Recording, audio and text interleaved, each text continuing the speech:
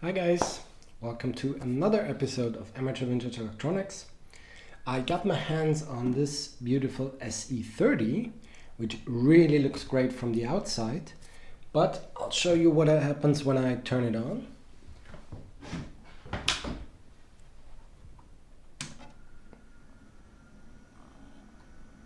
So there is no bong apparently. It boots up and we have this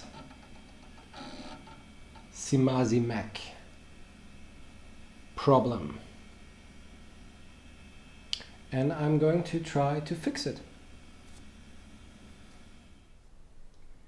Now I did open this thing up and remove the logic board, but just to show you the insides, well, it's a bit dusty, but besides that they're in really neat condition. So here this dust can obviously be removed, but as you see it has been recapped already, so it really looks fine. Now the problem is obviously on the logic board. I already removed the battery because the battery exploded. You can see this here, and this resulted in a lot of damage. And of course you can see over here that the capacitors leaked already. So I am going to clean up the mess, remove the capacitors, and try to make it work again. Just to show you one more thing, this battery really did explode, as it also corroded the whole underside of the SE30 case part. But fortunately the floppy drive itself didn't get affected by this. So let's go. So today I received the final piece of the puzzle, which was a replacement for the Y1 oscillator. As you see, I have cleaned the whole battery damage. I've also recapped the whole board.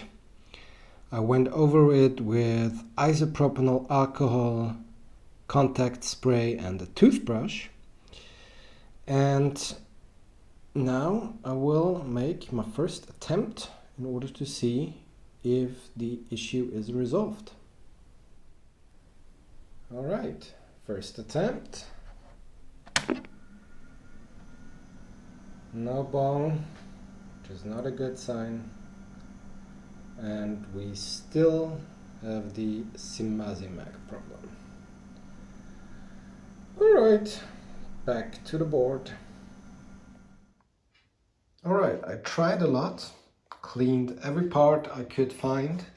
Still not working, so I'm trying the most radical version I could find on the internet, which is actually cleaning it in the dishwasher to get rid of the electrolyte residue you can't get otherwise. If it's broken after that, it's not more broken than it is now, so let's give it a shot. Now the dishwasher did a really nice job.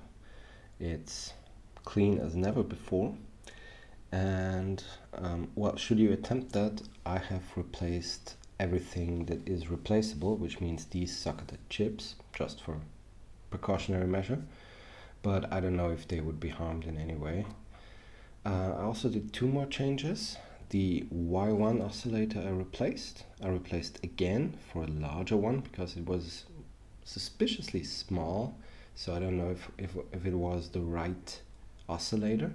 And I also replaced these two axial caps, which are not that known to leakage, but I replaced them anyway, and I only have these radial ones because I couldn't get my hands on axial ones. So let's try with those. Now, to be completely honest, I don't think it will work, but let's turn it on. Again, no bong. And again, SIMASIMAC. Well, at least the dishwasher has not made it worse. Now at this point there are only 2 or 3 more things I could try, at least I can think of trying. One is cleaning those pins again, because they are corroded, so maybe it's the contact on the ROM. Then on the other side I had to clean the ROM because there were also quite a lot of corroded pins. So on the back side the pins are scratched, so maybe I'll reseal these with some solder.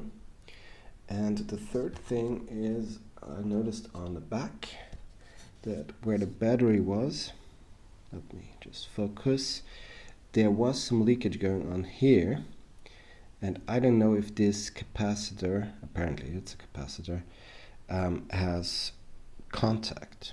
So these are the 3 things I could still try. Alright, so I resoldered the contacts on the ROM, and it looks very nice, and it actually was much easier than I expected. Then I cleaned out the SIM socket once more with the contact spray. I also found a bit of corrosion on this chip here and on that one in the back, so I used contact spray there as well. And on the back side I couldn't get any solder to stick, probably because the pad is broken, so I used let me focus, I used conductive paint, so a little conductive pen, and well, let's hope that does any good. Here we go again. No ball. And still the same. Well, I don't have any idea what I could try anymore. So maybe you have some ideas. I will leave it for now. Just one more information about this Mac. You see the screen is all shaking. It didn't do that before I first removed the logic board. So I don't know what that could be, but besides that there is still the SIMASIMAC going on. So I really hope the community can help.